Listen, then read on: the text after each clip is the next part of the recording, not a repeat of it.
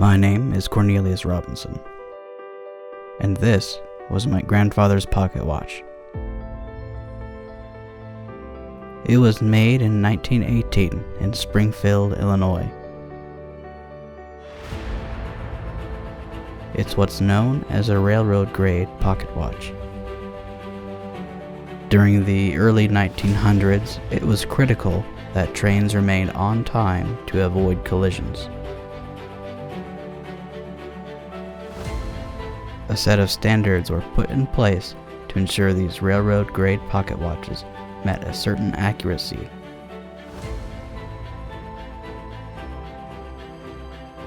It's really an amazing feat of precision engineering, especially when you consider this watch was made over 100 years ago.